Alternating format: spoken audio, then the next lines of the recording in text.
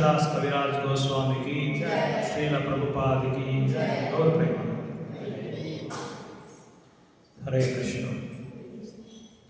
So நம்ம கடந்த 2 வாரத்துலேருந்து சைத்தன்ய சரிதத்தை பற்றி புரிஞ்சுக்கிறதுக்காக முயற்சி பண்ணிட்டு இருக்கிறோம். சைத்தன்ய அது புக்கு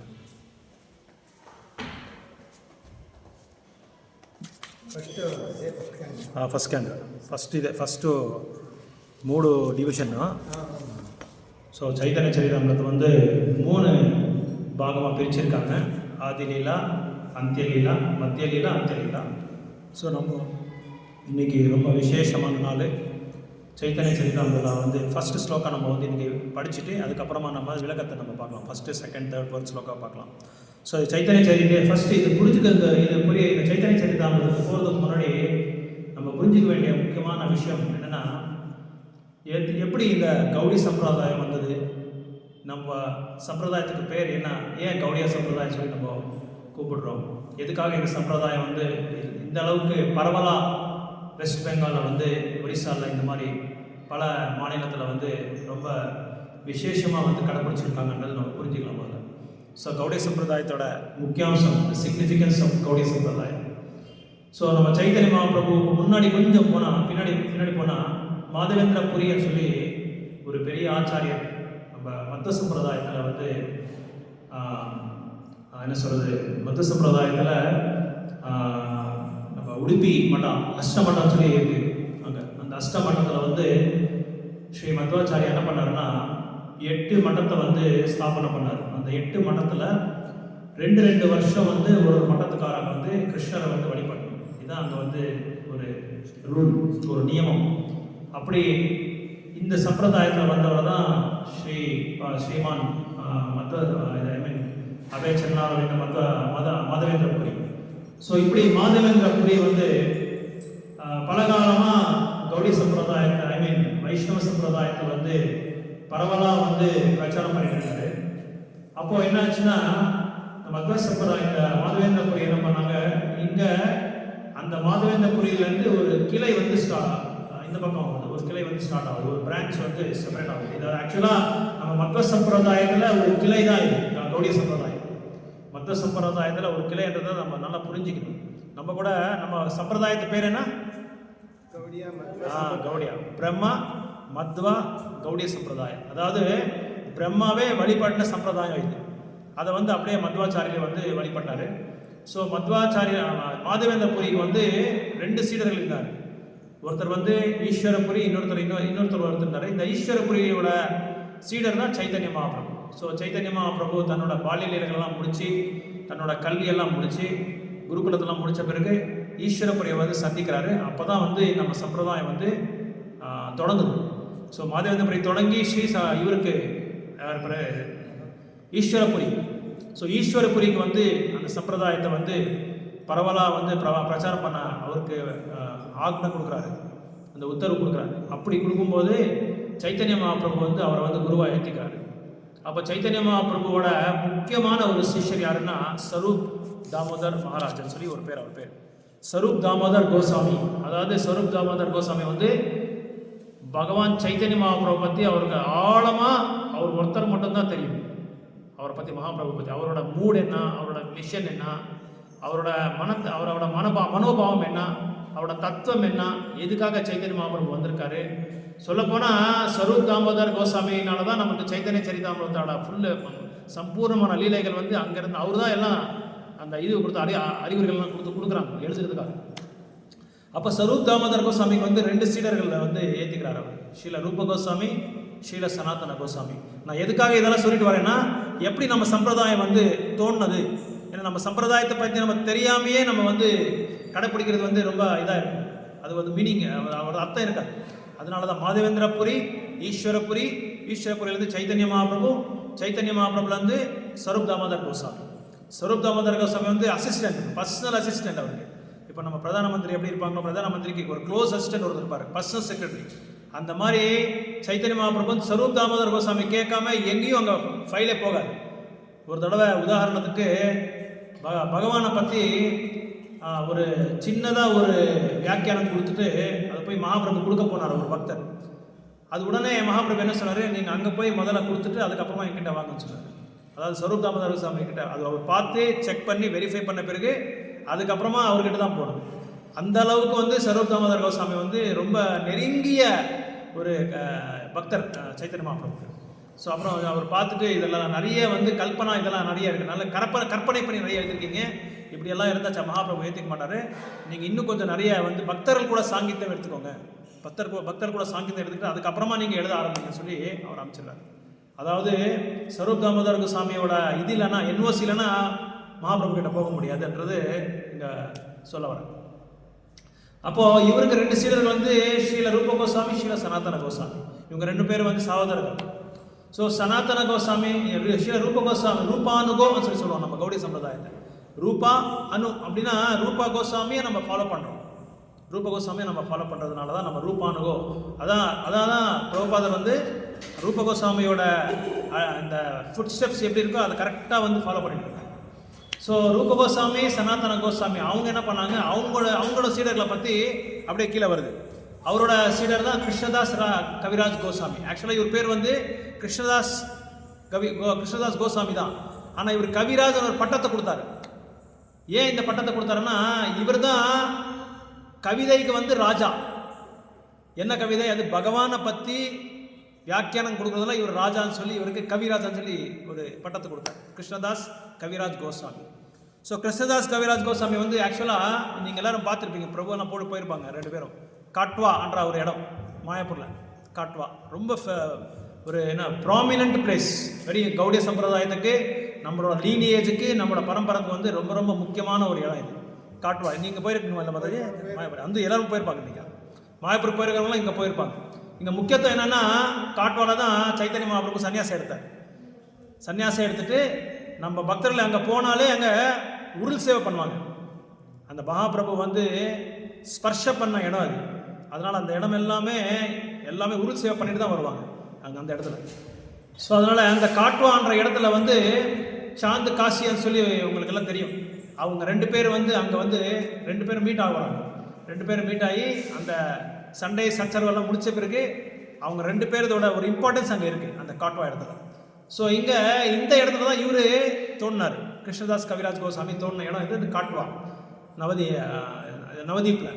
அப்போது அங்கே இவருக்கு என்ன சொல்கிறாருன்னா, கிருஷ்ணதாஸ் கவிராஜ் கோஸ்வாமிக்கு கனவுல வராரு, நித்யானந்த பிரபு வந்து கனவுல வராரு. கனவுல வந்துட்டு, நீ இங்கே இருந்து நேராக பிரஜபூமிக்கு போகணும், நீங்கள் பிருந்தாவனத்துக்கு போய் பிருந்தாவனத்தில் நீங்கள் அங்கே போனால் உங்களோட அந்த பண்ண வேண்டிய பணிகள் வந்து நிறைய இருக்குது, ஆன்மீகமான பணிகள் எல்லாம் நிறைய இருக்குது. அந்த ஆன்மீக பணிகளை வந்து அங்கே வந்து உங்களுக்கு நிறைய ரெஸ்பான்சிபிலிட்டிஸ் நிறைய இருக்குது, பொறுப்பு நிறைய இருக்குது, எழுத வேண்டியது, அப்புறம் வந்து பிரச்சாரம் பண்ண வேண்டியதுன்னு சொல்லி இவர் வந்து காட்வாலேருந்து அப்போ தான் மூவ் ஆகிறாரு, பிரஜபூமிக்கு மூவ் ஆகிறார். பிரஜபூமிக்கு மூவ் ஆன உடனே இவர் என்ன பண்ணுறாரு, அப்போ கிருஷ்ணதாஸ் கவிராஜ் கோஸ்வாமி இங்கே இவருக்கு ஏன்னா ரகுநாத் தாஸ் கோஸ்வாமி அவர் தான் இவங்களுக்கு வந்து அறிகுறி கொடுக்குறாரு. ரகுநாத் தாஸ் கோஸ்வாமி 6 கோஸ்வாமியில் இவர் ஒருத்தர் ரகுநாத் தாஸ் கோஸ்வாமி. இந்த ரகுநாத் தாஸ் கோஸ்வாமி தான் அவங்கள கிருஷ்ணதாஸ் கவிராஜ் கோஸ்வாமிக்கு ஒரு இது கொடுக்குறாரு, ஆக்ஞை கொடுக்குறாரு, நீங்கள் வந்து இந்த மாதிரி சைத்தன்ய சரிதாமிரத்தை எழுதணும்னு சொல்லி ஒரு ஆக்ஞை கொடுக்குறாரு. ஸோ இப்படி அவங்களோட கிருஷ்ணதாஸ் கவிராஜ் கோஸ்வாமியோட சீடர் தான் நரோத்தம் தாஸ் டாக்கூர். ஸ்ரீ கிருஷ்ண சைத்தன்யா பிரபு தயோகரம் முறைன்னு சொல்லி நம்ம பாடுறோம் இல்லை, அந்த கீர்த்தன் வந்து அவர் தான் நரோத்தம் தாஸ் டாக்கூர் தான் பாடியிருக்காரு. ஸோ இந்த நரோத்தம் தாஸ் டாக்கூர் பாடும்போது அந்த பாடலில் என்ன இருக்குன்னா ஒரு புரிதல், சைத்தன்ய மகாபிரபு இருக்கும்போது நான் இல்லவே இல்லையே, நான் வந்து நாங்கள் பகவானோட கூட நான் லீலைகள் பண்ண முடியலையே. ஏன்னா இவர் வந்த பிறகு அங்கே உடனே வந்து சைத்தன்ய மகாபிரபு வந்து கணமணிஞ்சிடுறாரு, அவர் அபிர்பாவம் ஆகிடுறாரு, டிஸப்பியர் ஆகிடுறாரு. அதான உடனே இவங்களுக்கு அந்த செப்பரேஷன் தாங்க முடியல, நரோத்தம் தாஸ் டாக்கூர்னால செப்பரேஷன் தாங்க முடியல. அந்த விரக பக்தியை வந்து எப்படி தான் வந்து தாங்கிறதுன்னு சொல்லி ரொம்ப அழுகுறாரு. அப்படியே அழுந்துட்டு செவருக்கு போய் தலை இடிச்சிக்க போகிறாரு. என்னால் முடியல, அவரை பார்க்காம என்னால் இருக்க முடியல, எப்படியாவது மகாபிரபுவை நான் பார்க்கணும், மகாபிரபு கூட நான் லீலைகளில் ஒரு பாத்திரமாக இருக்கணும்னு சொல்லி நான் வந்தேன், ஆனால் எனக்கு அந்த பாக்கியமே எனக்கு கிடைக்கலன்னு சொல்லி நரோத்தம் தாஸ் டாக்கூர் ரொம்ப ரொம்ப என்ன சொல்கிறது துன்பத்துக்கு ஆளாயிடுறாரு. அவரோட சீடர் தான் விஸ்வநாத் சக்கரவர்த்தி டாக்கூர். நம்ம பகவத்கீதா, ஸ்ரீமத் பாகவதம் இது எல்லாமே அந்த விஸ்வநாத் சக்கரவர்த்தி டாக்கூரோட அந்த பொருளரை எடுத்து தான் ஸ்ரீல பிரபுபாதரை எழுதினார். அப்போ விஸ்வநாத் சக்கரவர்த்தி தாக்கூர், நரோத்தம் தாஸ் தாக்கூர், அதுக்கப்புறம் வந்து ஸ்ரீதர மகாராஜ், இவங்களோட இதெல்லாம் நம்ம பார்த்தா அந்த வியாக்கியானம் எல்லாம் பார்த்தா பிரபுபாதரோட வியாக்கியானம் பார்த்தா ஆல்மோஸ்ட் எல்லாம் சேமாக தான் இருக்கும். எந்த விதமான வேறுபாடே இருக்காது. அதுக்கப்புறம் தான் ஜெகநாத் தாஸ் பாபாஜி மகாராஜ் வந்தார். ஜெகநாத் தாஸ் பாபாஜி மகாராஜ், அதுக்கப்புறம் பக்திவினோத் டாக்கூர் மகாராஜ், ஸ்ரீல கௌரகிஷோர் பாபாஜி மகாராஜ், பக்தி சித்தாந்த சரஸ்வதி கோஸ்வாமி, அதுக்கப்புறம் பக்தி சித்தாந்த சரஸ்வதி கோஸ்வாமியோட சீடர்கள் தான் நம்ம எல்லாம் இவங்க எல்லாருமே. பிரபுபாதர், நாராயண் கோஸ்வாமி மகாராஜ், வாமன மகாராஜ், பக்தி கேஷவ பிரக்ன மகாராஜ், இவங்க எல்லாருமே இந்த பரம்பரையில் வந்தவங்க தான். பக்தி சித்தாந்த சரஸ்வதி மகாராஜ் தான் பரமகுரு நம்மளுக்கு. அவங்களோட ஆக்சுவலாக இப்போ பார்த்தா நமக்கு பிரபுபாதர் பரமகுரு, இவங்களையும் பரமகுருன்னு சொல்லலாம். நான் எதுக்காக இதெல்லாம் சொல்கிறேன்னா, அந்த சீடை பரம்பரை எப்படி வந்திருக்குன்றது நான் உங்களுக்கு புரியறதுக்காக தான் நான் சொல்கிறேன். ஏன்னா நம்ம பரம்பரை பற்றியே நம்மளுக்கு தெரியாமல் நம்ம வந்து கடைப்பிடிக்கிறது வந்து அது அர்த்தம் இல்லாத போயிடும். அதனால தான் இப்படி பரம்பரை வருது. ஸ்வரூப் தாஸ் சைத்தன்ய மகாபிரபு, அதாவது மாதவேந்திரபுரி தான் நம்மளுக்கு முதல்ல ஃபஸ்ட்டு நம்ம சம்பிரதாயத்துக்கே வந்து அவர் தான் தலைமை. அவர்லேருந்து தான் ஈஸ்வரபுரி வராரு. ஈஸ்வரபுரியிலேருந்து சைத்தன்ய மகாபிரபு வராரு. சைத்தன்ய மகாபிரபு வந்து ஸ்வரூப் தாமோதர் கோஸ்வாமி. ஸ்வரூப் தாமோதர் கோஸ்வாமியோட சீடர் தான் ரகுநாத கோஸ்வாமி, ரூப கோஸ்வாமி, சனாதன கோஸ்வாமி.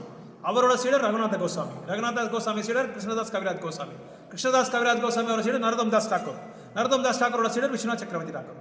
அதுக்கப்புறம் நான் அந்த பக்திவினோத் டாக்கூர், கௌரகிஷோர், ஜெகநாத் தாஸ் பாபாஜி, பக்திவினோத் டாக்கூர், இப்படி வந்து கடைசியில் நம்ம வந்து நாராயண் மகாராஜ், ஸ்ரீல பிரபுபாதர், நாராயண் மகாராஜ், அந்த இடத்துல பக்தி சித்தாந்த சரஸ்வதி கோஸ்வாமியோட அந்த சீடர்கள் எல்லாமே இந்த கௌடிய சம்பிரதாயத்தை 64 மடத்தை வந்து ஸ்தாபனை பண்ணாங்க.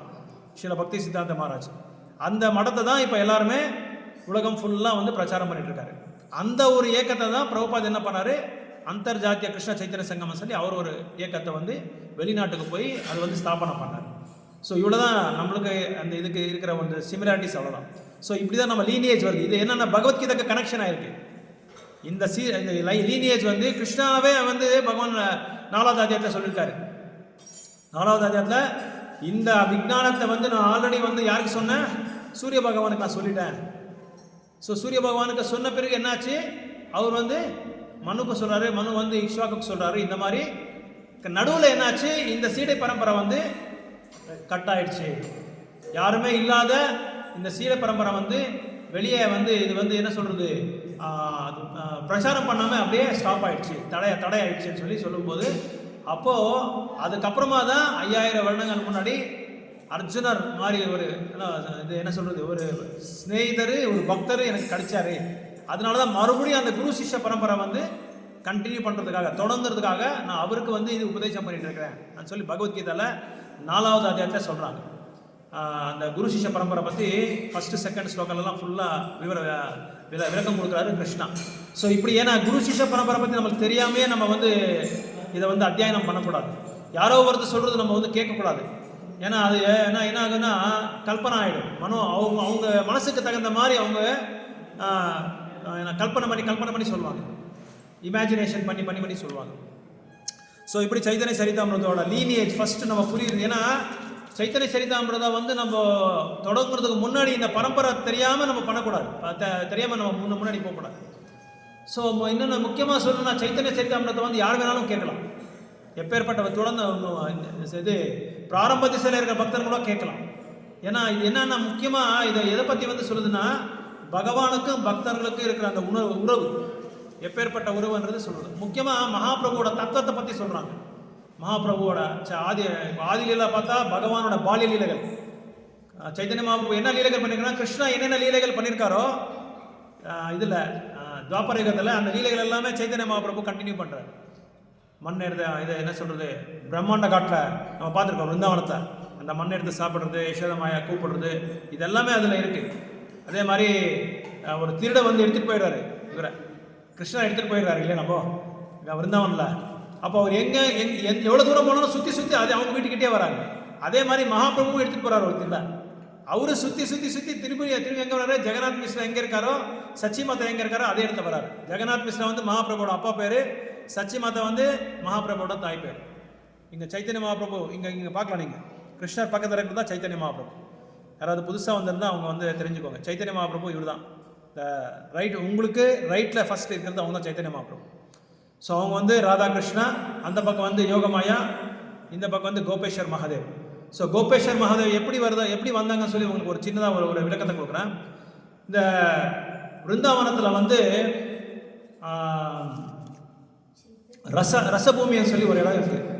அதாவது பகவான் வந்து நிருத்தியம் பண்ணுற ஒரு இடத்த வந்து ஸ்ரீநிதி என்ன வருது ஸ்ரீநிதியை சொல்லி ஒரு இடம் இருக்குது. அந்த இடத்துல வந்து நிருத்தியம் பண்ணிட்டு இருக்கும்போது சிவபெருமாளுக்கு ஒரு ஆசை வந்துடுது. என்ன ஆசைன்னா, எப்படினா இந்த பகவானோட இந்த நிருத்தியத்தில் வந்து நான் எப்படி வந்து பங்கேற்றுக்கிறது, நானும் அந்த மாதிரி ஆடணுமே.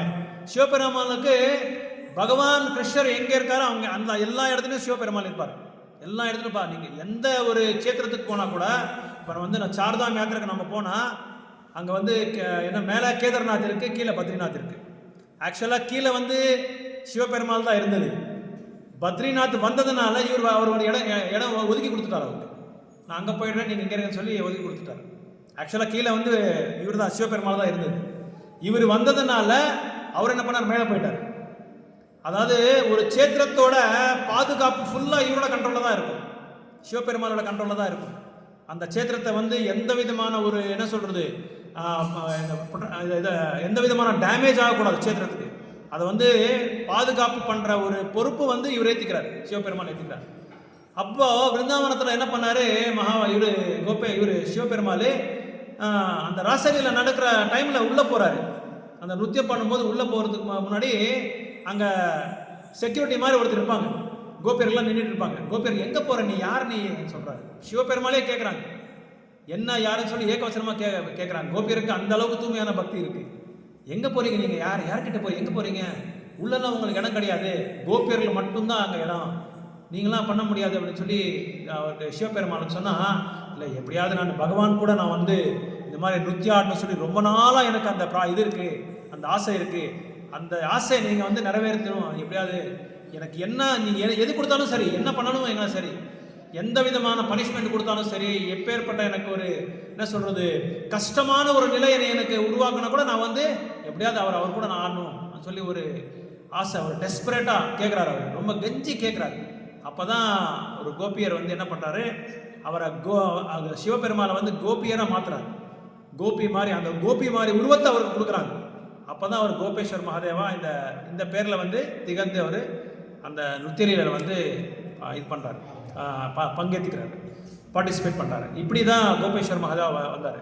ஸோ அங்கே 2 சிவபெருமாள் கோயில் இருக்குதுன்னு நினைக்கிறேன். கோபேஸ்வர் மகாதேவ், இன்னொன்று இருக்குது, அது பேர் மறந்துட்டார், ரொம்ப நல்லா இருக்கு. 2 சிவபெருமாள் கோயில் இருக்குது. இப்படி நம்ம குரு பரம்பரையில் வந்த இந்த மகாபிரபுவோட அந்த கிளை வந்து அப்படியே பரவிட்டே போகுது. அது வந்து ஒரு பெரிய விருட்சம் மாதிரி, ஒரு பெரிய ட்ரீ மாதிரி. அந்த ட்ரீயில் வந்து எத்தனை கிளைகள் இருக்கிறதுலாம் அந்த நம்பரோட சொல்லியிருக்காரு. இத்தனை நம்பர்ஸ் இருக்குன்னு சொல்லி சைத்தன்ய மகாபிரபு சொல்லப்பட்டிருக்கு சைத்தன்ய சரித்திரத்தில். ஸோ ஒன்று வந்து பங்களாதேஷ் வெஸ்ட் பெங்காலுக்கு போகுது, இன்னொன்று வந்து ஒரிசாவுக்கு போகுது, இன்னொன்று வந்து பீகார், அப்புறம் இந்த பக்கம் நம்ம தட்சிண தேசம். இந்த மாதிரி எல்லா கிளைகள் எல்லாமே ஆளாளுக்கு ஒருத்தரை வந்து பொறுப்பு கொடுக்குறாங்க. இந்த இடத்துல போய் நீங்கள் பிரச்சாரம் பண்ணு, இந்த இடத்துல போய் நீங்கள் பிரச்சாரம் பண்ணுன்னு சொல்லி சைத்தன்ய மகாபிரபு வந்து முதல்ல என்ன பண்ணுறாரு, நித்யானந்த பிரபு ஹரிதாஸ் தாக்கூரை வந்து நவதீப்க்கு அனுப்புகிறாரு. நவதீப் காமிச்சு நீங்கள் பிரச்சாரம் பண்ண ஹரிநாமத்தை கொடுக்குறதுக்கு வந்து நீங்கள் தொடங்குங்கன்னு சொல்லி சொல்கிறாங்க. ஸோ இப்படி நம்ம குரு சிஷ்ய பரம்பரை பற்றி நம்ம முதல்ல புரிஞ்சுக்கிறதுனால தான் இதை பற்றி ஒரு டீட்டெயில்ஸாக உங்களுக்கு ஒரு விளக்கத்தை கொடுத்தேன். ஸோ கிருஷ்ணதாஸ் கவிராஜ் கோஸ்வாமி வந்து என்ன பண்ணாருன்னா, நித்யானந்த பிரபு கூட அவர் கேட்குறாரு, நீங்கள் எப்படியாவது போய் பிரஜபூமியில் போய் இந்த பெரிய நூலை வந்து நீங்கள் எழுதுறதுக்காக நீங்கள் வந்து முயற்சி பண்ணணும்னு சொல்லி சொல்கிறாங்க. அதுக்கப்புறம் தான் அவருக்கு வந்து அந்த டைட்டில் ஜீவ கோஸ்வாமி கொடுத்தாரு. 6 கோஸ்வாமியில் ஜீவ கோஸ்வாமி ஒருத்தர். அவர் தான் இந்த கவிராஜ் என்ற ஒரு பரிசு அவர் கொடுத்தார், ஒரு விருது அவர் கொடுத்தார், டைட்டில் கொடுத்தார். ஸோ கிருஷ்ணதாஸ் கவிராஜ் கோஸ்வாமி வந்து விருந்தாவனத்தில் கஸ்தூரி மஞ்சரின்னு சொல்லி பேர் இவருக்கு. அங்கே கோபியர், அதாவது 8 பிரதான கோபியர்களில் இவர் ஒரு பிரதான கோபி. அஷ்டசக்கிசன் சொல்வாயில்ல நம்ம, அந்த லலிதா, விசாகா, துங்கதேவி, அதில் வந்து இவர் ஒரு கஸ்தூரி என்று சொல்லி இவர் ஒரு முக்கியமான ஒரு கோபியர்கள். அதாவது ராதாராணிக்கு வந்து டைரெக்டாக சர்வீஸ் பண்ணுறவங்க, டைரெக்டாக சர்வீஸ் பண்ணுறவங்க. ஸோ அப்புறம் இதுக்கு நடுவில் நிறைய ஆச்சாரியஸ் எல்லாம் இருக்காங்க. இப்போ கிருஷ்ணதாஸ் கவிராஜ் கோஸ்வாமி, நரோத்தம் தாஸ் தாக்கூர், அப்புறம் வந்து ஸ்ரீனிவாஸ் பண்டித், இவங்களாம் நிறைய பேர் இருக்காங்க. இவங்களாம் முக்கியமான ஆச்சாரியஸ் நிறைய பேர். இவங்களாம் தான் இந்த கௌடிய சம்பிரதாயத்தை வந்து பரப்புறதுக்காக ரொம்ப முயற்சி பண்ணியிருக்காங்க. ஸோ சைத்தன்ய சரிதாமிரத்தை வந்து ரொம்ப ஒரு பக்குவமான ஒரு நூல், ஒரு பக்குவமான நூல். இது வந்து கிருஷ்ணதாஸ் கவிராஜ் எப்படி இருக்கான்னா, ஸ்ருதி, ஸ்மிருதி, ஜோதிஷ்யா, நியாயாஸ் இதெல்லாமே எடுத்துக்கிட்டு அதுக்கு எப்படியெல்லாம் நம்ம வந்து பொருத்தமாகுமோ அதெல்லாம் வச்சு வந்து எழுதியிருக்காரு சைத்தன்ய சரிதாமிர்தா. ஸோ இது வந்து 3 பாகமாக நம்ம பார்க்கலாம். ஆதிலீலா, மத்தியலீலா, அந்தியலீலா. ஆதிலீலாவில் வந்து மகாபிரபுவோட பால்ய லீலைகளை பற்றி சொல்லப்பட்டிருக்கு. மத்தியலீலையில் வந்து அவரோட சந்நியாசத்தோட ஒரு பகுதி மட்டும் அதில் சொல்லப்பட்டிருக்கு. அந்தியலீலையில் வந்து அவரோட சன்னியாசியோட கடைசி லீலை, கடைசி சமயத்தில் என்னென்ன லீலைகள்லாம் பண்ணாங்களோ அதை பற்றி வந்து அந்தியலீலை சொல்லப்பட்டிருக்கு. ஸோ இங்கே ஒரு ஓவர்வியூ எப்படி பார்க்கலாம்னா, ஆதிலீலையை வந்து முதல்ல நம்ம வந்து மங்களாச்சரணம் 1லேருந்து 4 ஸ்லோகா வரைக்கும் மங்களாச்சரணத்தை பற்றி சொல்கிறாங்க. மங்களாச்சரணம் அப்படின்னா என்னென்னா, இப்போ நம்ம சொல்கிறோம் ஓம் அக்ஞான திமிரந்தஸ்ய ஞானாஞ்சன, இதெல்லாம் மங்களாச்சரணம். அதாவது ஏதாவது ஒரு ஆன்மீகமான நிகழ்ச்சியை வந்து நம்ம தொடங்கணும்னா அந்த மங்களாச்சரணத்தை வந்து நம்ம வந்து இம்பைப் பண்ணணும், அதை வந்து நம்ம தொடங்கணும். ஏன்னா அப்போ அந்த மங்களாச்சாரத்தை வந்து சேண்ட் பண்ணும்போது என்ன ஆகுது, அமங்கலம் இருக்கிற எல்லாமே இங்கேருந்து வெளியே போயிடும், எல்லாம் மங்களகரமாயிடும். அதனால தான் அந்த மங்களாச்சரணத்தை வந்து நம்ம வந்து சேண்ட் பண்ணுறோம். ஸோ இங்கே ஃபஸ்ட்டு 4 சாப்டர் வந்து பகவானோட தத்துவத்தை பற்றி சொல்கிறாங்க. ஆக்சுவலாக இதில் 105 ஸ்லோகா நம்ம இருக்குது. இந்த ஃபஸ்ட்டு இதில் வந்து 105 ஸ்லோகா இருக்குது. அந்த ஃபஸ்ட் 1லேருந்து 4 வரைக்கும் என்ன சொல்கிறாங்கன்னா மகாபிரபுவோட தத்துவத்தை பற்றி சொல்கிறாங்க. அதுக்கப்புறம் 5th சாப்டர் வந்து என்ன, ஃபஸ்ட்டு 4 சாப்டர்ஸ் வந்து மங்களாச்சரணம். இந்த மங்களாச்சரணம் 7 ஸ்லோகாவை வந்து 4 சாப்டராக வந்து எக்ஸ்பேண்ட் ஆகுறாங்க, 4 அத்தியாயமாக எக்ஸ்பேண்ட் பண்ணிக்கிறாங்க. 5வது சாப்டர் வந்து நித்யானந்த பிரபு பற்றி சொல்கிறாங்க. 6வது சாப்டர் வந்து அத்வைத தத்துவத்தை பற்றி சொல்கிறாங்க. 7வது வந்து பஞ்சதத்துவத்தை பற்றி சொல்கிறாங்க. அதான் பஞ்சதத்துவம் வந்து எல்லா கோயிலும் நம்ம இருக்கணும். ஏன்னா பஞ்சதத்துவம் தான் 6வது தெய்வம் இந்த கலியுகத்தில். சைத்தன்ய மகாபிரபு, நித்யானந்த பிரபு, அத்வைதா, கதாதர, ஸ்ரீவாஸ், இவங்க 5 பேர் வந்து 6வது தெய்வம். இவங்களோட இது வந்து கம்பல்சரி எல்லா கோயிலும் இருந்து அவங்க வந்து ஆராதனை பண்ணணும். ஸோ 8, 12 வந்து பகவானோட அந்த திவ்யமான பிரேமையை பற்றி சொல்கிறாங்க. 13, 17 சாப்டர் வந்து பகவானோட லீலைகளை பற்றி சொல்கிறாங்க. ஸோ ஃபஸ்ட்டு சாப்டர் வந்து 14 ஸ்லோகா வந்து என்ன பண்ணும், மங்களாச்சரணத்தை பற்றி தான் சொல்கிறாங்க. மங்களாச்சரணம் யாரெல்லாம் நமஸ்காரம் பண்ணுறது. இப்போ வந்தேகம் ஸ்ரீ குரு ஸ்ரீ அப்படின்னா கோசாமிஸ்க்கு வந்து நம்ம வந்து வணக்கத்தை தெரிவிச்சிட்டு இருக்கோம் சொல்லி அர்த்தம். ஸோ அதுக்கப்புறம் அதோட பிரான்ச்சஸ் எல்லாமே வருது. அதுக்கப்புறம் இவங்களது பால்ய லீலா, பௌகண்ட லீலா, கிஷோர லீலா, கைஷோர லீலா. பால்ய லீலானா அவரோட சின்ன வயசில் 1லேருந்து 5 வருஷம் வரைக்கும் என்னென்ன லீலைகள் பண்ணார் சைத்தன்ய மகாபிரபு, அதில் அந்த லீலைகளை பற்றி சொல்கிறாங்க. அதுக்கப்புறம் பௌகண்டனா குருக்குல்ல அவர் வந்து பண்டித், நிமாய் பண்டித், அவர் பேரே நிமாய் பண்டித். அந்த குருக்குள்ள இருக்கும்போது பயங்கரமான குறும்பு சைத்தன்ய மகாபிரபு. எப்படி குறும்புன்னா, குருகுலுக்கு போகிறேன்னு சொல்லிட்டு கங்கா நதி கிட்ட போயிடுறது. கங்கா நதி கிட்ட பெரிய பெரிய பண்டிதர்கள் எல்லாமே என்ன பண்ணுறாங்க, காலையில் அந்த காலக்கிருத்தைகள்லாம் முடிக்கிறதுக்காக அங்கே குளிப்பாங்க. போய் கங்காவில் போய் குளிச்சுட்டு வரும்போது பெரிய பெரிய சிக்கா வச்சுருப்பாங்க அவங்க இந்த பண்டித்துங்களாம். இவர் என்ன பண்ணுறது, அவருக்கு தெரியாமல் பின்னாடி போய் உள்ளே அவங்க நடுவில் போயிட்டு ஒரு பண்டிதரோட சிக்காவும் இன்னொரு பண்டிதரோட சிக்கா எடுத்துகிட்டு 2க்கு முடி போட்டுருது. முடி போட்டு அவங்க வந்து உள்ளே போய் வெளியே வரும்போது ஒருத்தருக்கு பாவம் அந்த 2 சிக்காவை முடி போட்டிருப்பாங்க இல்லையா, 2 பேருக்கும் பயங்கரமாக வலி வருது. யாரா இதெல்லாம் பண்ணதுன்னு சொல்லி பார்த்தா ஆக்சுவலாக வந்து மகாபிரபு பண்ணுது. ஏன்னா மகாபிரபு சந்நியாசம் எடுக்கிற வரைக்கும் குறும்புகளே அந்த லீலைகளே நிறைய இருக்குது மகாபிரபு பண்ணது. இந்த மாதிரி கிருஷ்ணர் கூட இதே மாதிரி பண்ணியிருக்காரு சின்ன பாலியலில். அதே மாதிரி இவரு மகாபிரபு அது பண்ணுறாரு. ஸோ இப்படி அந்த மாதிரி பண்ணுறது. அப்புறம் வந்து இதை போய் இவங்க இந்த பண்டிதர்கள்லாம் போய் அப்பா கிட்ட போய் ஜெகநாத் மிஸ்ரா கிட்ட போய் சொல்கிறாரு, இந்த மாதிரி உங்கள் பையன் வந்து சரியாக குருகுலுக்கு போகிறதில்ல, இங்கே வந்து அவன் குறும்பு பண்ணிகிட்டு இருக்கான், அவனை வந்து கொஞ்சம் பார்த்துக்கோங்க, நீங்கள் சரியாக அவனை கரெக்ட் பண்ணுங்க சொல்லி இவங்க போய் ஒரு நாளைக்கு போய் அவங்க கிட்ட கம்ப்ளைண்ட் பண்ணுறது. அவன் மகாபிரபுவோட அப்பா கிட்ட போய் கம்ப்ளைண்ட் பண்ணுறது. அப்போ சைத்தன்ய மகாபிரபு இது அப்பா வந்து கூப்பிட்டு, என்ன இந்த மாதிரிலாம் குருகுல் போகாமல் இந்த மாதிரிலாம் பண்ணிட்டு இருக்க. அதுக்கப்புறம் குருக்குலில் வந்து குருக்கள் வந்து எதாவது சொன்னால் இவர் அதுக்கு முன்னாடியே சொல்லிடுது இது ஆன்சர். ஏதாவது கேள்வி அவர் ஏதாவது விளக்கத்தை கொடுத்துருந்தா அதுக்கு முன்னாடி இவர் ஆன்சர் கொடுத்துருது. குரு சொல்கிறதுக்கு முன்னாடி இவர் ஆன்சர் கொடுத்துட்றாங்க, பதில் கொடுத்துட்றாங்க. இந்த மாதிரியெல்லாம் பயங்கரமாக குறும்பு செஞ்சுட்டு இருந்தார் சைத்தன்ய மகாபிரபுவோட பாலியலில். ஸோ அது பௌகண்டரில் வந்து அவரோட கல்வி, அப்புறம் அவர் கல்யாணம் பண்ணிக்கிறாரு. அதுக்கப்புறம் அவர் பிரதர் விஸ்வாம்பரா, அவரோட அண்ணா, அவர் வந்து பண்றாப்பூர் போயிடுறாரு. அவர் எப்படி போயிடுறாருன்னா, சின்ன வயசுலேயே அவர் என்ன பண்ணார், விஸ்வாம்பரா நேராக அத்வைதாச்சாரியா வீட்டுக்கு போனால் அங்கே பாகவதம் கிளாஸ் நடந்துட்டு இருக்கும். அந்த பாகவதம் கிளாஸ் நடக்கும்போது ரொம்ப என்ன சொல்கிறது, கவனம் சிதறாம உட்காந்து கேட்பாராம். கவனமே சிதற, இங்கே எந்த இடத்துலையும் அந்த பக்கம் இந்த பக்கம் பார்க்குறது, யோசனை பண்ணுறது எதுவுமே இல்லாமல் கவனம் சிதறாமல் நீங்கள் பாகவதம்ல first canto 5th chapter 27th 28th 29th ஸ்லோகா, இந்த 3 ஸ்லோகா நீங்கள் படித்தா அதில் வந்து எப்படியெல்லாம் நம்ம வந்து பகவானை பற்றி கேட்கணுன்றது அதில் இப்போ சொல்லியிருக்காங்க. கவனம் சிதறாமல் கேட்கணுமா. ஏன்னா நாரதமுனி வந்து வியாசமுனிக்கு சொல்கிறார் எப்படியெல்லாம் சொல்லணும், எப்படியெல்லாம் கேட்கணும், எந்த மாதிரி ஒரு மனோபாவனை வச்சிருக்கணும் கேட்கும்போது. அதை பற்றி நாரதமுனி சொல்கிறார். நாரதமுனி அப்படி இருந்தாராம். அந்த பக்தி வேதாந்த கிட்ட அவங்க சத்துர்மாச டைமில், இந்த மாதிரி சத்துர்மாச டைமில் வந்து அவர் கேட்கும்போது விளையாடாமல், குழந்தைங்கள் விளையாடுற மாதிரி எங்கேயோ போகி ஃப்ரெண்ட்ஸ் கூட விளையாடாமல் இந்த பக்தி வேதாந்திஸ்ட் வந்திருக்காங்கன்னு சொல்லி அங்கே உட்காந்து கேட்டுட்டு இருந்தாராம். ரொம்ப என்ன சொல்கிறது, கௌரவமாக ஹானஸ்டாக உட்காந்து அவங்க என்ன சொல்கிறாங்களோ அதை கேட்டுட்டு இருந்தாராம். அதனால தான் அவருக்கு அந்த பிறவையில் செஞ்ச பாவங்கள் எல்லாமே போய் பியூரிஃபை ஆகிட்டார், சுத்தமாயிட்டார். யார்? நாரத மகாமுனி. இதை சொல்லும்போது ஒரு ஆச்சாரியா சொல்கிறாரு, சைத்தன்ய மகாபிரபு வந்து சவுத் இந்தியா டூர் போகும்போது ஒரு பகுதியில் என்ன பண்ணுறாரு, ஒரு பெரிய தூய்மையான பக்தர் இப்படியே கோயிலில் உட்காந்து பாகவதத்தை படிச்சுட்டு இருக்காரு. பாகவதத்தை வந்து படிக்க படிக்க படிக்க மகாபிரபு காதில் விழுது. ஏன்னா நம்ம சைத்தன்ய சரிதாமிரதம் நீங்கள் புஸ்தகம் எடுத்தால் அடிமுகத்திலேயே பாகவதத்தை பற்றி ஃபுல்லாக பிரபுபாத் கொடுத்துருக்காரு. ஃபுல்லாக பாகவதம் பற்றி. ஏன்னா சைத்தன்ய மகாபிரபு வந்து பாகவதம்னா அவ்வளோ பிடிக்கும் அவருக்கு, ரொம்ப ரொம்ப பிடிக்கும் அதுக்கு. அதனால தான் மகாபிரபு என்ன சொன்னார், எல்லா இடத்தையும் பாகவத் புக்ஸை வந்து நீங்கள் விநியோகம் பண்ணுங்கள், பாகவதத்தை பற்றி சொல்லுங்கள் சொல்லி அவரே ஒரு இது கொடுத்துருக்காரு, ஒரு அட்வைஸ் கொடுத்துருக்காரு எல்லாருக்குமே. ஸோ இப்படி அவர் சைத்தன்ய மகாபிரபு அந்த சவுத் இந்தியா பகுதியில் போயிட்டு இருக்கும்போது அங்கே ஒரு பக்தர் வந்து பாகவதத்தை படிச்சுட்டு இருக்காரு. பாகவத்தை படித்து அந்த ஸ்லோகாஸ் எல்லாமே உச்சரணை பண்ணிட்டு இருக்கும்போது இவர் காதில் பட்டவுடனே சைத்தன்ய மகாபிரபுக்கு மனோரமாக ரொம்ப சந்தோஷமாயிடுது. என்னடா அற்புதமாக ஆச்சரியமாக இவர் உச்சரிக்கிறாரு பாகவதத்தை அப்படின்னு சொல்லி டான்ஸ் ஆட ஆரம்பிச்சிருக்காரு. பாகவதத்தை கேட்டு டான்ஸ் ஆட ஆரம்பிச்சிட்டாரு. எத்தனை மணி நேரம் ஆடிருக்காருன்னா 8 மணி நேரம் டான்ஸ் ஆடிருக்காரு அந்த பகுதியில், ஒரே இடத்துல மகாபிரபு.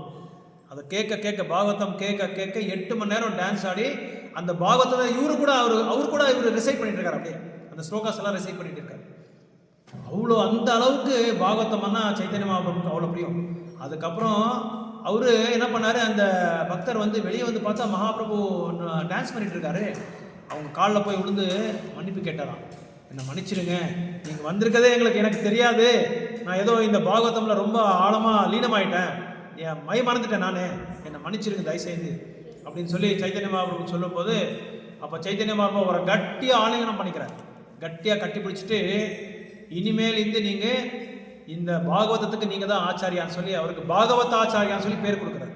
அவர் பேரே வச்சுறாரு. இனிமேல் நீங்கள் தான் பாகவதத்துக்கு ஆச்சாரியான்னு சொல்லி அவருக்கு பேர் இனிஷியேஷன் மாதிரி கொடுத்துட்டாரு. ஸோ அப்படி இந்த நூல்களை வந்து நம்ம எப்படி கேட்கணும்னா கவனம் சிதறாம தொடர்ந்து, அதாவது சொல்கிறாங்க கோயிலுக்கு வந்து ஒரு நாள் தவறாமல் நம்ம தொடர்ந்து வரணுமா, கேட்கறதுக்காகவே வரணுமா. ஏன்னா கிருஷ்ணதாஸ் கவிராஜ் கோசாமி சொல்கிறார் சைத்தன்ய சரிதாமிரத்தில், இந்த பகவானோட அந்த என்ன சொல்கிறது லீலைகள், குணா நாம குண ரூப லீலா, இதெல்லாமே எப்படின்னா நம்மளுக்கு உடலுக்கு நம்ம எப்படி உணவு எடுத்துக்கிறோமோ அந்த மாதிரி ஆன்மீகமான உணவு இதுதான் சொல்கிறாங்க சைத்தன்ய சரிதாமிரத்தில் சொல்கிறாங்க இவர் கிருஷ்ணதாஸ் கவிராஜ் கோசாமி சொல்கிறார். அதனால் இது இல்லாமல் நம்ம இப்போது காலையிலேருந்து சாயங்காலம் வரைக்கும் நம்ம எதுவும் சாப்பிடாமல் இருந்து வீட்டுக்கு போனால் நம்ம வந்து உப்பு போடாமல் சாம்பாரோ சாதமாக கொடுத்தா என்ன பண்ணிடுவோம், டக்கு டக்கு டக்குன்னு சாப்பிடுவோம். ஏன் சொல்லுங்கள், பசி, தாங்க முடியாத பசி. அந்த பசியில் எதை கொடுத்தாலும் உப்பு இருந்தாலும் சரி, உரப்பு இருந்தாலும் சரி, புளிப்பு இருந்தாலும் சரி, டக்கு டக்குனா நம்ம எடுத்து சாப்பிட்றோம். அதே மாதிரி தூய்மையான பக்தருக்கு வந்து அந்த அளவுக்கு பசி இருக்குமா, பகவானை பற்றி கேட்கணும் சரி. இப்போ பயங்கரமான வெயில் இருக்குது, 1 மணி 2 மணி டைமில் நம்ம வெளியே போகிறோம், சம்மரில். அந்த டைமில் வெளியே போய் நம்மளுக்கு தண்ணியே கிடைக்காதுன்னு நினச்சிக்கோங்க. 4 மணி 5 மணி வேலை பண்ணிகிட்டே இருப்போம். ஒரு 5 மணி 6 மணிக்கு யாராவது தண்ணியை கொடுத்தா டக்கு டக்கு டக்கான்னு எடுத்து குடிச்சிடுவோம். அந்த அளவுக்கு தாகம், பசி தாகம். எப்படின்னா எதுக்காக, பகவானோட ராம ரூப குண லீலைகளை கேட்கறதுக்காக அந்த பசி நம்மக்கிட்ட இருக்கணும், அந்த தாகம் நம்மக்கிட்ட இருக்கணும். அப்போ தான் நம்ம வந்து இந்த பக்தி யோகாவில் வந்து படிப்படியாக நமக்கு வந்து ருச்சி அதிகமாகிட்டே இருக்கும். ருச்சி அதிகமாக நம்ம என்ன பண்ணுவோம், பகவானுக்கு ரொம்ப அட்டாச்மெண்ட் ஆகிடும். ஒரு தடவை ஸ்ரீல பிரபுபாதர் வந்து ஒரு வாரத்துக்கு முன்னாடி அவங்க வந்து பகவானோட ராஜ்யத்துக்கு போகிறதுக்கு முன்னாடி 1 வாரத்துக்கு முன்னாடி ரொம்ப முடியாமல் படுத்துட்டு இருந்தார். படுத்துட்டு இருக்கும்போது அவர் செக்ரட்டரியை கூப்பிடுறாரு. 12 மணி ராத்திரி, 12:30 மணி ராத்திரி. அதாவது பிரபுபாதர் வந்து 3 மணி நேரம் 4 மணி நேரம் தான் தூங்குவார். அது மீதி டைம் எல்லாமே டிரான்ஸ்லேஷன் தான் ஆகுது. அதனால தான் பாகவதம் வந்து 10வது ஸ்கந்தம் 3வது அத்தியாயம் வரைக்கும் தான் பண்ணார். அதுக்கப்புறம் சைத்தன்ய சரித்திரத்தை கொடுக்காம போயிடுறோமேன்னு சொல்லி ஒரு கவலைனால அந்த கவலையை வச்சு சைத்தன்ய சரித்திரத்தை டிரான்ஸ்லேட் பண்ணார், பொருளுரை எழுதினார். அப்போ அவர் கூப்பிடுறாரு ராத்திரி, கூப்பிட்டு கோயிலில் அந்த பூஜாரி இருக்கார் இல்லையா, பூஜாரி அவரை கூப்பிட்டு வாங்க சொல்கிறாங்க. பூஜாரி, பிரபுபாதி இப்போ டைம் 12, நீங்கள் நான் சொல்கிறது செய்யுங்க. ஒரு ராத்திரி படுக்க ஒரு கவலை வந்துருச்சு. அந்த பூஜாரி மேலே ஒரு ஏதோ அவருக்கு ஏதோ ஒரு அறிகுறி கொடுக்கணும், அதனால நீங்கள் உடனே வந்து போய் அந்த பூஜாரியை கூப்பிட்டு வாங்கன்னு சொல்கிறாங்க. இவர் ஓடுறாரு, கீழே போய் அந்த பூஜாரி நல்லா தூங்கிட்டு இருக்காரு. ஏன்னா அவர் வந்து 11 மணி ஆகுது எல்லாமே பகவானுக்கு சயனார்த்தி பண்ணி, அவருக்கு நான் இந்த பால் கீழே ட்ரை ஃப்ரூட்ஸ் எல்லாமே ஆஃபர் பண்ணி சயனார்த்தி பாடிட்டு அவரை படுக்க வைக்கிறதுக்கு 12 மணி 11 மணி ஆகிடுது. திரும்பி 2 மணிக்கு எந்திக்க வேண்டியதாக இருக்கும். அவர் பயங்கரமாக டீப் ஸ்லீப்பில் இருக்கார். அவரை போய் கூப்பிடுறாரு இவர் செக்ரட்டரி, பிரபுபாதர் கூப்பிட்டுருக்காரு, சீக்கிரம் வாங்கன்றாரு. அப்போ அவர் என்ன பண்ணுறாரு, இப்போ தான் நான் தூங்கினேன், அதுக்குள்ளே இல்லை பிரபுபாத் கூப்பிட்றாரா, அப்போ உடனே வரேன்னு சொல்லி ஓடி போய் பிரபுபாதர் கிட்ட நிற்கிறார். பிரபுபாதர் அவர் கூப்பிட்டு சொல்கிறாரு, நீங்கள் வந்து பூஜாரி ராதாகிருஷ்ணாக்கு, உங்களை மாதிரி உயர்ந்தமான பக்தர் வேறு யாருமே கிடையாது. You are the greatest top most exalted elevated devotee. ஏன்னா உங்களுக்கும் பகவானுக்கு அவ்வளோ நெருக்கம் இருக்கும், அந்த அளவுக்கு நெருக்கம் இருக்கும்.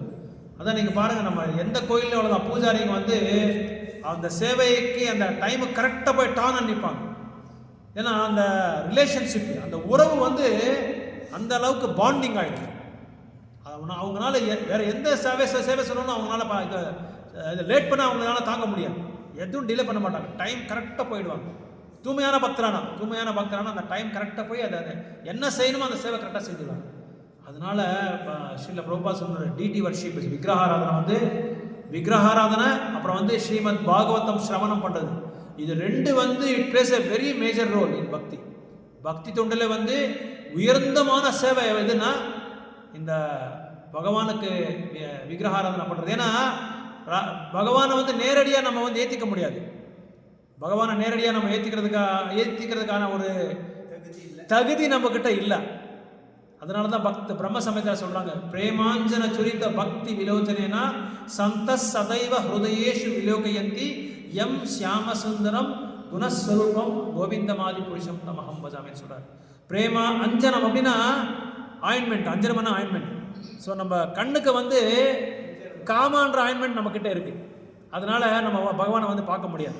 அதனால தான் பிரேமான்ற ஆயின்மெண்ட்டை வந்து நம்ம வந்து பூசணுமா, அப்போதான் நம்ம வந்து யாரை பார்க்க முடியும், பகவானை பார்க்க முடியும். ஸோ அதனால பிரேமாஞ்சன சுரித்த பக்தி விலோச்சனா, அந்த பக்தின்றது எப்போ வருதுன்னா, அந்த பக்தி தூய்மையான பக்தி தொண்டு பண்ணும்போது தான் நமக்கு அந்த பிரேமையை வரும். அது எப்போ வரும்னா, தூய்மையான பக்தரோட அந்த திருப்பாதையோட அந்த ஆசிரியம் எடுத்தது தான் நம்மளுக்கு வரும். அந்த ஆசிரியம் தான் எடுக்கும். அது அந்த 1:5:27 சொல்றாங்க, ஒரு நதி தண்ணி போயிட்டு இருக்குன்னா அந்த நதியோட தண்ணி எங்கே போய் சேரும், சமுத்திரத்தில் தான் போய் சேரும். அந்த சமுத்திரத்தில் போய் சேர வரைக்கும் அது வந்து தடையே இருக்காது அதுக்கு. அதே மாதிரி தூய்மையான பக்தரோட அந்த திருவாயில வந்து கங்கை மாதிரி பிரவாகம் போயிட்டே இருக்குமா. இந்த பாகவதமோட அந்த பகவானோட நாம குணங்கள் வந்து பிரவாகம் மாதிரி போயிட்டு என்றைக்குமே ஸ்டாப் ஆகாது. அது எந்த காரணத்துக்கு கொண்டு வந்து தடையே இருக்காது. பிரவாகம் மாதிரி போயிட்டு எங்கே போய் சேரும்னா பகவான ராஜ்யத்துக்கு போய் சேர்ற வரைக்கும் அது விட மாட்டாங்க அவங்க தூய்மையான பக்தர்கள். நாரத முனிக்கு அப்படிதான் 2 சீசன், சரத் ருத்து வருஷ ருத்து, இந்த 2 மாசத்துல 2 ருத்துலயே போய் அவர் பகவான் கிட்ட போய் சேர்ந்துட்டார். அவருக்கு அந்த பக்தரோட பிறவே கிடைச்சது. சூத்ரா தேவியோட பையனா இருந்த நாரத முனிக்கு வந்து பகவான் திரிலோக சஞ்சாரி, எந்த லோகத்துக்கு வேணாலும் அவர் போகலாம், பகவானை போய் நேராக அவர் சந்திக்கலாம். சாட்சாத் பிரம்மனால கூட முடியாது. பிரம்மா கூட பால் கடல்ல நின்றுட்டு புருஷ சுத்தம் சொன்னாதான் பகவான் அவருக்கு வாணி கொடுக்குறாரு, அவ்வளவுதான், தர்சனத்தை கொடுக்க மாட்டார். அவரோட வாணி ஜஸ்ட் கருத்து தான் கூட சொல்லுவார், இந்த மாதிரி பண்ணுங்கன்னு சொல்லி. ஆனால் நாரத முனி நேராக வைகுண்ட பத்தி கிட்ட போயிடலாம். அந்த அளவுக்கு அவருக்கு தூய்மையான பக்தி எப்படி கிடைச்சதுன்னா, தூய்மையான பக்தர்களோட அந்த பாகவதம் சிரவணம் பண்ணதுனால. அதான் சொல்றாங்க, பக்தி ரசாமிரத சிந்து நம்ம படிச்சா 64 அங்கம் இருக்கு பக்திக்கு, 64 நியமங்கள் இருக்கு. அந்த 64 அங்கத்துல பஞ்சாங்க பக்தி ரொம்ப ரொம்ப இம்பார்ட்டன்ட். ஒன்று சாது சங்கா, நாம கீர்த்தனா, விக்கிரகாராதனா, பாகவத் பிரவச்சனா, அப்புறம் வந்து ஸ்ரீமூர்த்தி விக்கிரகாராதனா, லாஸ்ட் வந்து மத்ராவாஸ். அதாவது மத்ராவாஸ் ஒன்று சாது சங்கத்தில் நம்ம இருக்கணும். அந்த சாது சங்கத்தில் இருந்தால் தான் நம்ம போக முடியும். சும்மா அரகுர பக்தியெல்லாம் பண்ணலாம் நம்மளால போக முடியாது. அதனால தான் நாரதமுனி அப்படி சொல்றாரு, பக்தி வேதாந்த மாதிரி தூய்மையான பக்தர்கிட்ட நீங்க ஆசிரயம் எடுத்தாதான் நம்ம வந்து பக்தி தொண்டு பண்ண முடியும். பேரளவுக்கு நம்ம பக்தி பண்ணா கண்டிப்பா நம்மளால போக முடியாதுன்னு சொல்லி நாரதமுனி சொல்றாரு. அதனால அந்த மாதிரி பக்தி வேதாந்திஸ் அவங்க இதுல வந்து நீங்க நம்ம பார்க்கலாம், அவங்களோட வாழ்க்கையில வந்து எந்த விதமான பௌதிகமான வந்து சிந்தனையே அவங்க கிட்ட இருக்காது. அதான் நான் சொன்னேன், பிரவாகம் மாதிரி போயிட்டே இருக்கும். எப்போ அவர்கிட்ட நீங்க பேசினா கூட, இப்ப நீங்க அயோத்தியாவுக்கு போயிட்டா, திரேதாயுகத்துல வந்து அயோத்தியவாசி ஒருத்தர் திருவாயில கூட என்ன நீங்க சாப்பிட்டீங்களான்னு கூட அவங்க கேட்ட மாட்டாங்க. ராமா நீங்க சாப்பிட்டீங்களா, ராமா நீங்க இதுக்கு போயிருந்தீங்களா, காலையில கோயிலுக்கு போயிருந்தீங்க, இப்படிதான் கேட்பாங்க. ராமான்ற பேச்சு இல்லாம எந்த வார்த்தையும் அவங்க யூஸ் பண்ண மாட்டாங்க. அப்படி அயோத்தியில் அதே மாதிரி தான் இந்த தூய்மையான பக்தரோட அந்த திருவாயில வந்து இந்த பிரவாகம் மாதிரி போயிட்டே இருக்கும். பாகவதம் பிரவச்சனா, சைத்தன்ய சரிதாமிரதா, பக்தரோட புகழ், இதெல்லாமே கங்கை நதி எப்படி நதியில் இருக்கிற தண்ணி எப்படி போய் கடலில் போய் சேருமோ அந்த மாதிரி அந்த கடலுக்கு கொண்டு போய் விட்டுருவாங்களா நம்மள. அதான் சொல்றாங்க, பாம்பேல லோக்கல் ட்ரெயின்ஸ் நிறைய இருக்கு. அந்த லோக்கல் ட்ரெயினில் வந்து நம்ம உள்ள போய் கஷ்டப்பட்டு சீட்டு பிடிக்கணும், போய் நிற்கணுன்ற அவசியம் இல்லை. அந்த அளவுக்கு கூட்டமாக இருக்கும். சும்மா நடுவில் போய் நின்னா போதும், அவங்களே தள்ளி விட்டுருவாங்க. அதே மாதிரி வெளியே நம்ம ஸ்டாப்ல இறங்கணும்னா நம்ம வெளியே கஷ்டப்பட்டு நம்ம வெளியே போய் தேவையில்லை, பின்னாடி தள்ளிட்டே இருப்பாங்க. அந்த மாதிரி இந்த பக்தரோட நடுவு நம்ம இருந்தாலே போதும், அவங்க வந்து நம்ம கொண்டு போயிடுவாங்க. எங்க பகவான் ராஜ்யத்துக்கு நம்ம கொண்டு போயிடுவாங்க.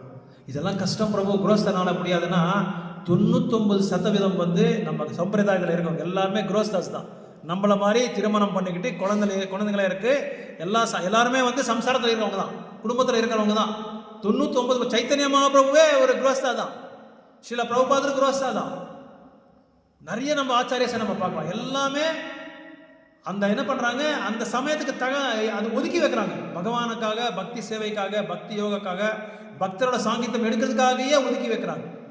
ஸோ அப்படி இருந்தால் தான் நம்ம வந்து தூய்மையான பக்தி தொண்டை வந்து நம்ம வந்து குழந்தைங்களுக்கோ நம்மளோட வர சத்ததிகளுக்கோ வந்து நம்ம கொடுக்க முடியும். இல்லை நம்ம என்ன ஆண்டு போயிடுறோம். ஏன்னா இங்கே ரொம்ப கஷ்டப்பட்டு இருக்கோம். இது எப்படின்னா நெருப்பு மாதிரி, அது தொட்டாலே நம்மளை எரிச்சிடும் அப்படியே இந்த பௌதிக உலகமே. அதனால தான் பிரம்மச்சாரி சன்னியாசி எதுக்கு சாஃப்ரன் ட்ரெஸ் போடுறாங்கன்ற மீனிங் அதான். இந்த சாஃப்ரன் ட்ரெஸ் வந்து நெருப்புக்கு சமானம். ஏன்னா அவங்க வந்து அந்த பௌதிகமான செயல்களை, பௌதிகமான விஷயங்களை வந்து நெருப்பு எப்படி எரிச்சிடுமோ அந்த மாதிரி எரிய வைப்பாங்களா அவங்க, இந்த சன்னியாசிஸ் பிரம்மச்சாரிஸ். அதனால தான் அந்த ட்ரெஸ் சாஃப்ரன் ட்ரெஸ் போடுறாங்க. வெள்ளை கலர் ட்ரெஸ் எதுக்கு போடுறாங்கன்னா சாந்திக்கு சிக்கனம். அது எல்லாம் எங்க ஒருத்தர் வந்து கஷ்டப்படுறாங்களோ பௌத்திக உலகத்தில், அங்கே போய் சாந்தியை உருவாக்குறாங்க அவங்க. அந்த மாதிரி கலியுகத்துல சாந்தி உருவாக்குறது என்ன, நம்மளுக்கு ஒரே ஒரு ஆயுதம் தான் நம்ம கிட்ட இருக்கிறது. ஹரே கிருஷ்ணா ஹரே கிருஷ்ணா கிருஷ்ணா கிருஷ்ணா ஹரே ஹரே ஹரே ராமா ஹரே ராமா ராம ராமா ஹரே ஹரே ஹரே கிருஷ்ணா ஹரே கிருஷ்ணா கிருஷ்ணா கிருஷ்ணா ஹரே ஹரே ஹரே ராமா ஹரே ராமா ராம ராமா ஹரே ஹரே ஹரே கிருஷ்ணா ஹரே கிருஷ்ணா கிருஷ்ண கிருஷ்ணா ஹரே ஹரே ஹரே ராமா ஹரே ராமா ராம ராமா ஹரே ஹரே கௌரங்கா கௌரங்கா கௌரங்கா. ரூப கோஸ்வாமி சொல்றாரு ஒரு புஸ்தகத்துல, நம்ம வாய் வந்து டெக்கரேஷன் பண்ணுமா, அழகுபடுத்தணுமா. எப்படி அழகுபடுத்தணும்னா நாமத்தை சொல்லி சொல்லி அழகுபடுத்தணுமா, பகவானோட பக்தர்களை வந்து புகழ்ந்து நம்ம அழகுபடுத்தணுமா. ஸோ அதனால தான் உங்களுக்கு பகவான் அந்த இது கொடுத்துருக்காரு, திருவாயை கொடுத்துருக்காரு. அதனால அதை வந்து டெக்கரேட் பண்ணுன்னு சொல்றாரு. இதுதான் சாதுவோட உண்மையான ஒரு லட்சணம். சாதுவோட உண்மையான லட்சணம் வந்து அந்த வாயில வந்து எந்த விதமான பகவானை தவிர, பகவான பக்தர்களை தவிர எந்த விஷயமும் அவங்க வந்து உள்ளேயே நுழையாது. ஸோ அப்படி நம்ம சைத்தன்ய சரிதாமிரதம் வந்து இன்னைக்கு ஒரு ஸ்லோகம் மட்டும், ஒரு 2-3 ஸ்லோகம் மட்டும் படிக்கலாம். வந்தே குருன்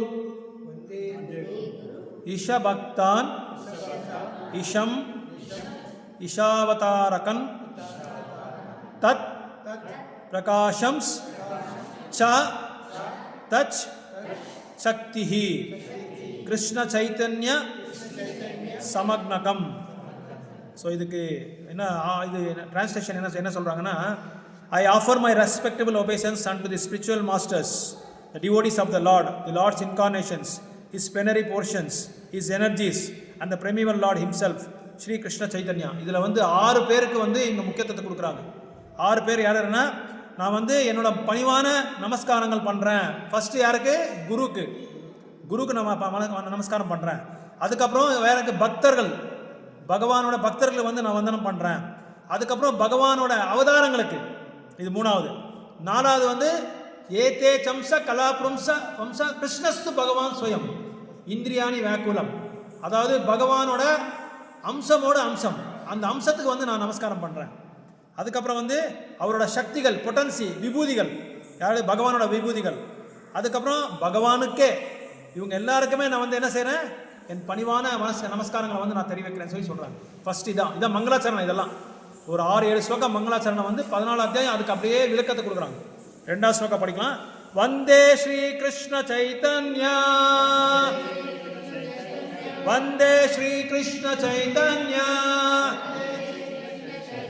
நித்யானந்த சஹோதிதா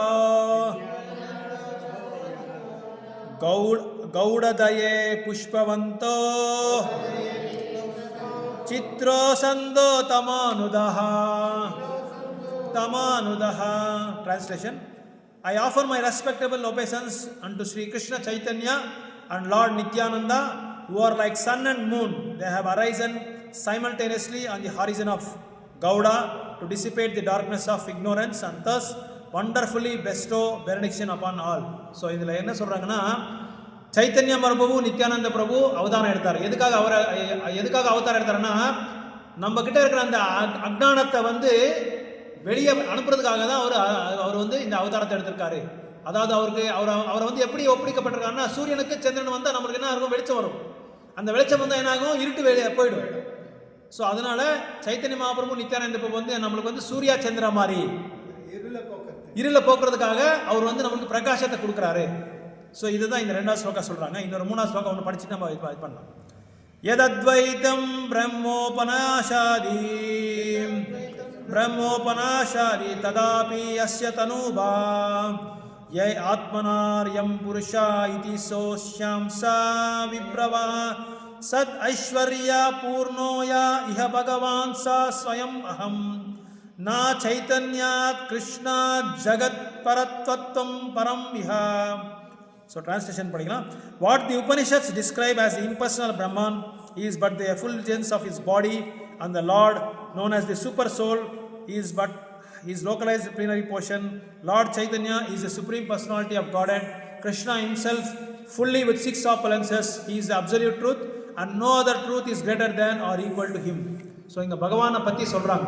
ஆக்சுவலாக பகவானு சொல்லி யாருக்கு சொல்கிறாங்கன்னா, கிருஷ்ணர் மட்டும்தான் பகவானு சொல்லி சொல்ல முடியும். வேறு யாருக்கும் நம்ம பகவானு சொல்லி சொல்ல முடியாது. ஏன்னா வியாசமுனி அவரோட தகப்பனார் பராசரமுனி அதுக்கு டெஃபினிஷன் கொடுத்துருக்காரு.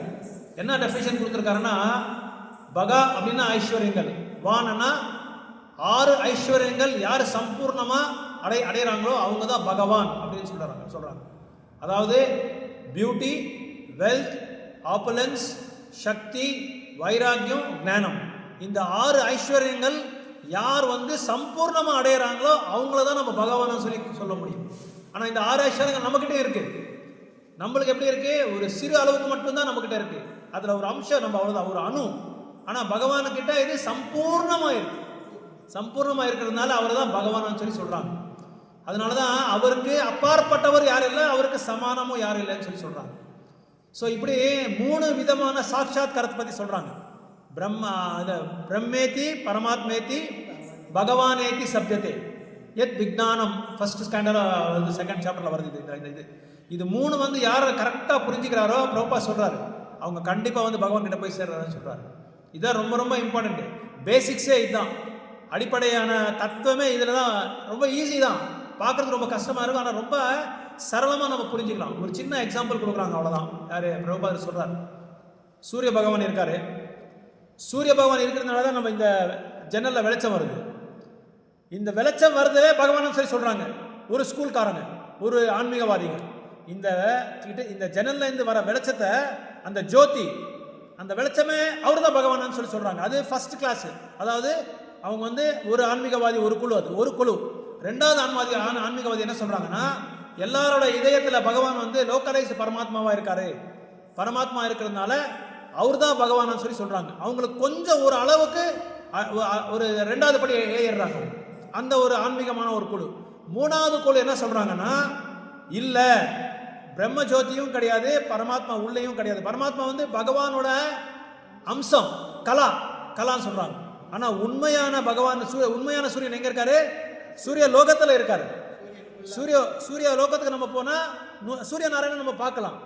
அதான் பகவான் ரியலைசேஷன், அதான் பகவான்ன்றது, பகவானோட என்ற ஒரு சாட்சாத்காரம். அது இந்த 3 சாட்சாத்காரத்தை பத்தி இதுல 3வது ஸ்லோகா சொல்றாங்க.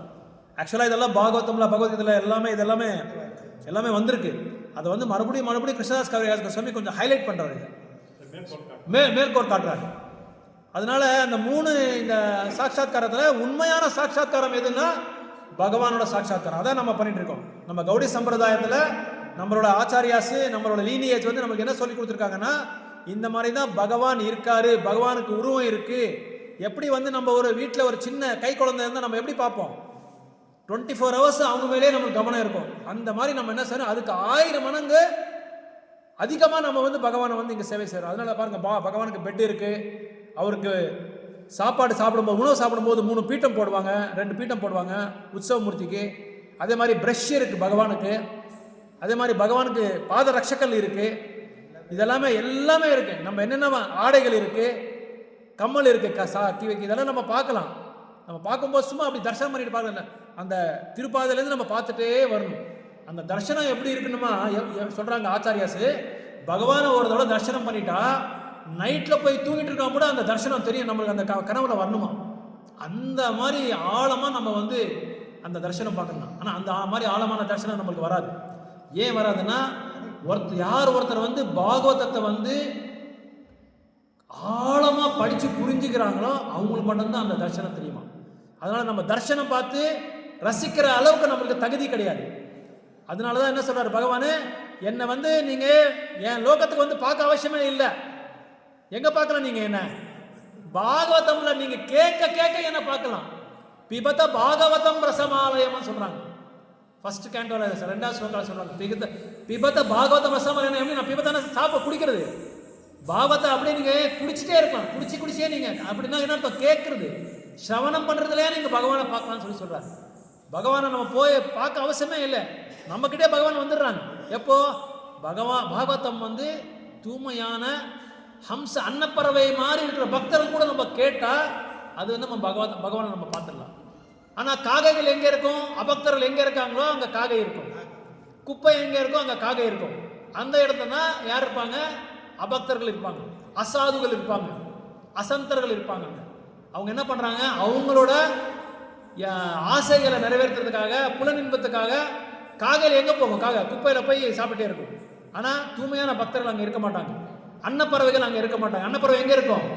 எங்க தூய்மையான இடம் இருக்குமோ, எங்க வந்து சுத்தம் இருக்குமோ, எங்க பாகவதம் அந்த உபன்யாசம் நடந்துட்டு இருக்குமோ அந்த இடத்துல மட்டும்தான் பக்தர்கள் இருப்பாங்க. வேற இடத்துக்கு அவங்க போக மாட்டாங்க, வேற இடத்துக்கு போறதுக்கு அவங்க சமயமே இருக்கிறது இல்லை.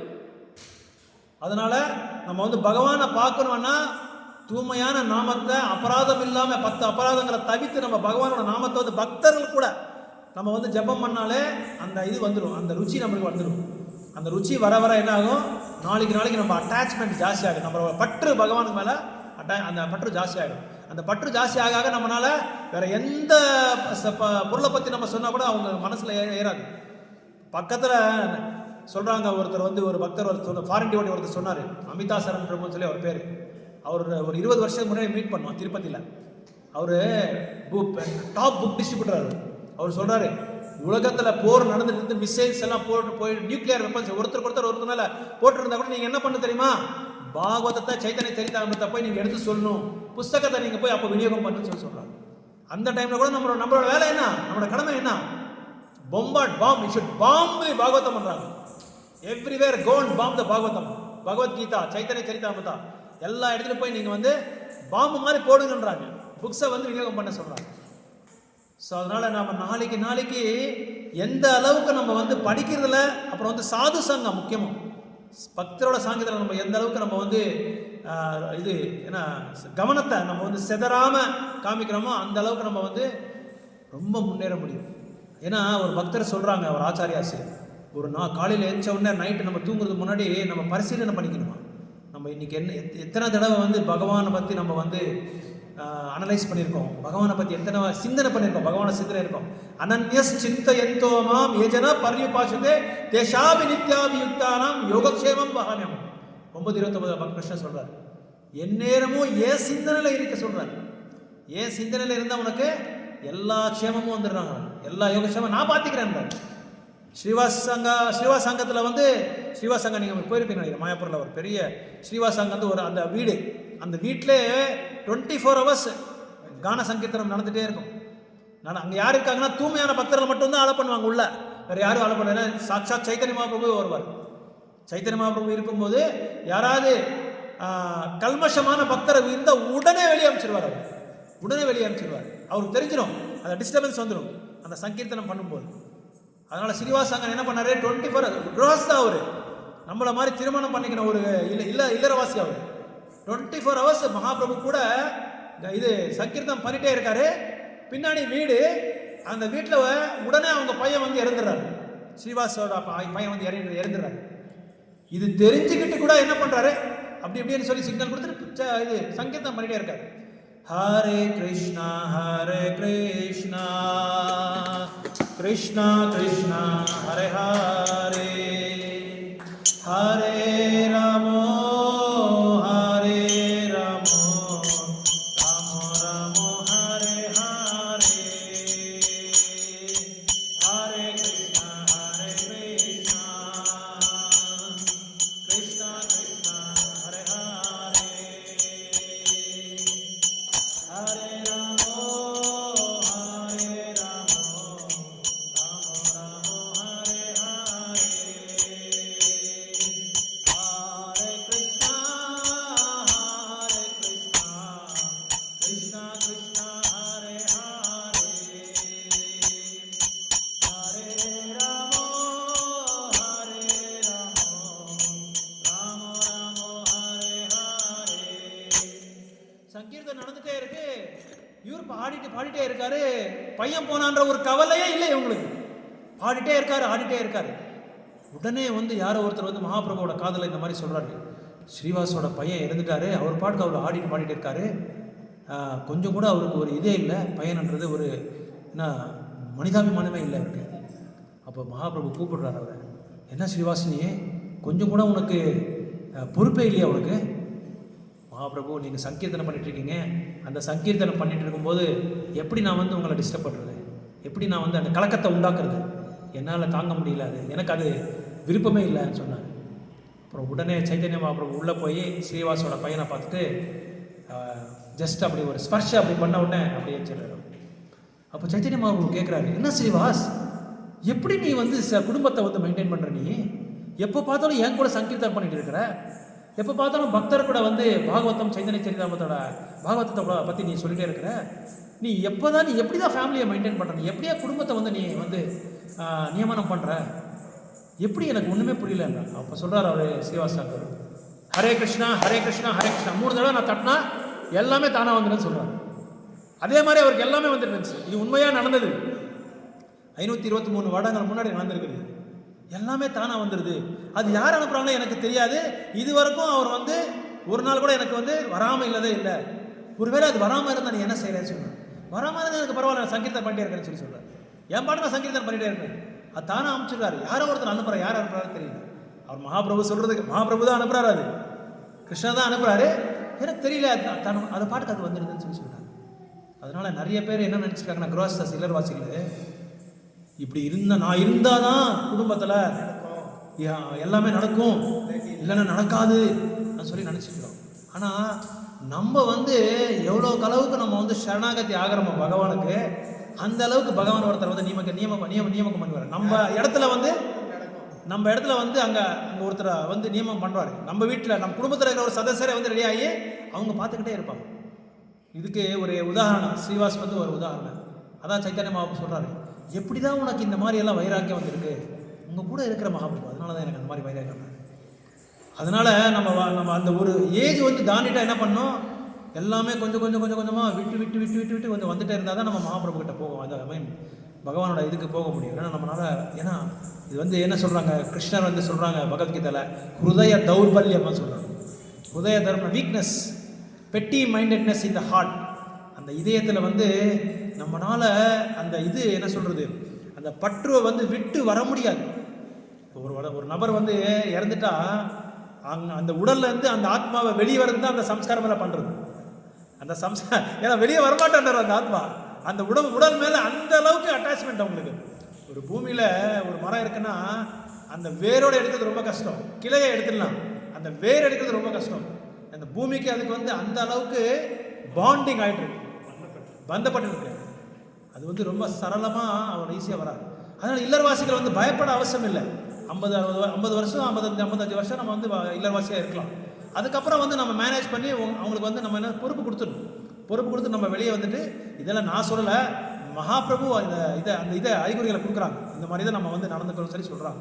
சாஸ்திரங்கள் கூட அப்படி தான் சொல்லுது. 50 வருஷத்துக்கு நம்ம வானப்பிரஸ்தம் எடுத்து பாகவதம் அதான் பிரபுபா சொல்றாரு, the whole Krishna consciousness training is only to renounce everything after your வானப்பிரஸ்தம் ஆன பிறகு நம்ம எல்லாமே, ஏன்னா இங்கே இருக்க முடியாது நம்மளால, ரொம்ப கஷ்டம். நம்ம சும்மா இருந்தால் கூட இருக்கிறவங்க வந்து நம்மளை சும்மா விட மாட்டாங்க. ஏன்னா 3 கிளேஷங்கள், as long as we are in this material world, இந்த பௌத்திக லோகத்தில் நம்ம இருக்கிற வரைக்கும் 3 கிளேஷங்களை நம்ம விடாது. அத்தியாத்மிக், அதிபௌத்திக், அதிதெய்வீக். இது 3 நம்மளை விடவே விடாது.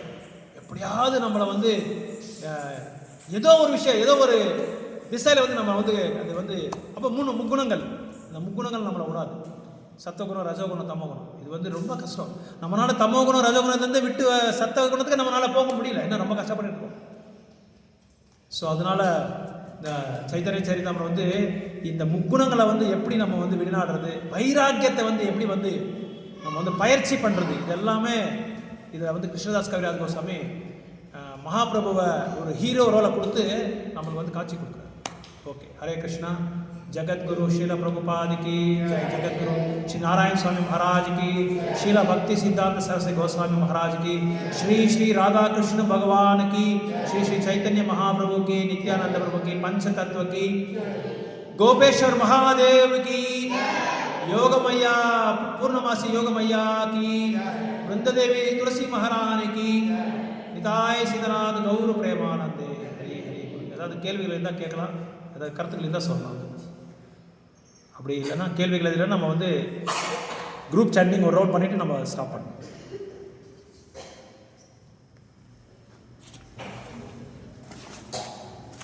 जय श्री कृष्ण चैतन्य प्रभु नित्यानंद श्री अद्वैत गदाधर श्रीवासादि गौर भक्त वृंदा.